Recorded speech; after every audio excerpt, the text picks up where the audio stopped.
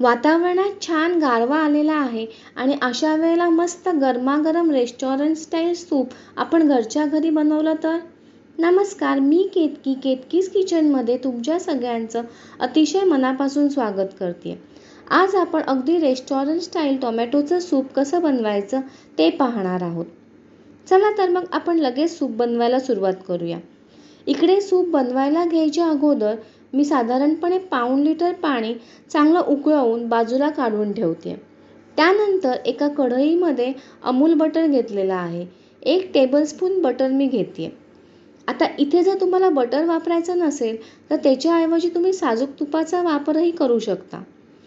Butter चांगलं विरघळलं आणि गरम झालं की नंतर आपण थोडी काळी मिरी आणि 1 तमालपत्र घालून घ्यायचे. तुपावर व्यवस्थित परतून नंतर त्याच्यावर आपण बारीक चिरलेला लसूण आणि थोडंसं आलं घालून घेणार आहोत. हे सगळे जिन्नस आपल्याला तुपावर व्यवस्थित परतून घ्यायचे. नंतर कांदा घालून घ्यायचा आहे. आता इथे कांदा आपल्याला फार शिजवायचा नाही, पण हलकासा गुलाबीसर रंगावर परतून घ्यायचा.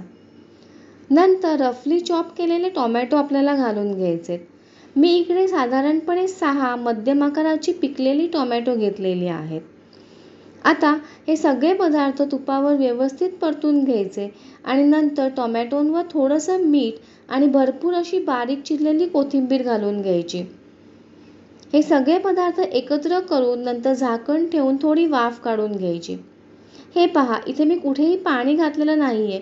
टोमॅटोचा जो रस सुटलाय त्याच्यावरच हे सगळे जिन्नस थोडेसे शिजवून घ्यायचे.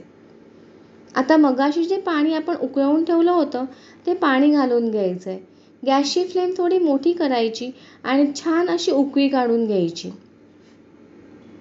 1-2दा व्यवस्थित उकळी काढून घेतली की गॅस बंद करायचा आणि हे मिश्रण थोडंसं कोमट होऊ द्यायचं.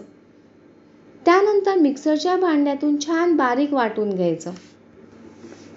नंतर हे मिश्रण एका चाळणीमध्ये घालून आपण व्यवस्थित चाळून घेणार आहोत, जेणेकरून टोमॅटोचा चोथा आणि बिया वगैरे असतील ते सगळं निघून जाईल आणि आपल्याकडे मस्त क्रीमी कन्सिस्टन्सीचं सूप राहील. आता पुन्हा हे सूप गॅसवर उकळत ठेवायचं. काळी मिरीची पूड आणि चवीप्रमाणे मीठ घालून घ्यायचं. मस्त एक उकळी काढायची आणि आहे पहा, आपलं सूप तयार आहे. आहे ना बनवायला अगदी सोपं.